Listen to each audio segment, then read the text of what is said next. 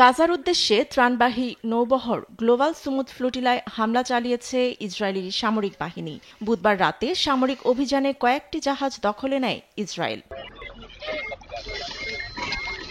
অভিযানে সুইডিশ জলবায়ু কর্মী গ্রেটা থুনবার্গ সহ একাধিক মানবাধিকার কর্মীকে আটক করে ইসরায়েল। সর্বপ্রথম হামলার শিকার হয় আলমা নামক জাহাজ। এ সময় আরও বেশ কয়েকটি জাহাজ ঘেরাও করে বন্ধ করে দেয় লাইভ সম্প্রচার, নেভিগেশন ও যোগাযোগ ব্যবস্থা। আন্তর্জাতিক জলসীমায় হামলা ও আটককে অপহরণ বলছে গ্লোবাল সুমুদ ফ্লোটিলার মুখপাত্র আবু কেশেক।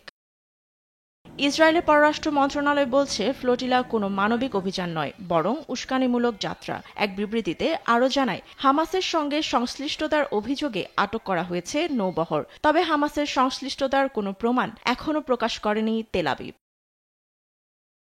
এদিকে জাতিসংঘের মুখপাত্র স্টিফেন ডুজারিক ঘটনার নিন্দা জানিয়ে মানবাধিকার গোষ্ঠীর নিরাপত্তার দাবি জানিয়েছেন।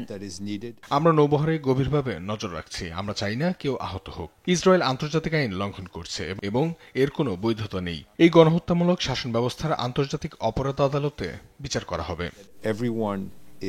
ঘটনাকে কাপুরুষোচিত জলদস্যুতা বলেছেন ভেনেজুয়েলার পররাষ্ট্রমন্ত্রী ইভান গিল। আন্তর্জাতিক জলসীমায় হামলা বেসামরিক নাগরিকের জীবন হুমকির মুখে ফেলেছে ইসরায়েল, এমনটি দাবি তুরস্কের পররাষ্ট্র মন্ত্রণালয়। এছাড়াও উদ্বেগ জানিয়েছেন আয়ারল্যান্ডের পররাষ্ট্রমন্ত্রী সাইসন হ্যারিস। কলম্বিয়ার প্রেসিডেন্ট গুস্তাভো পেত্রো নিন্দা জানিয়ে ইসরায়েলি কূটনীতিকদের বহিষ্কার করেছেন।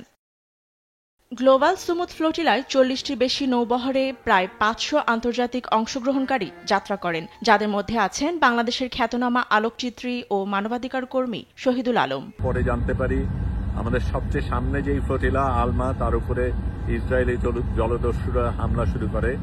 আমরা সবচাইতে পেছনে, সবচাইতে বড় জাহাজ, কাজেই আমাদের উপর কি আসবে সেটা এখনো বোঝা যাচ্ছে না।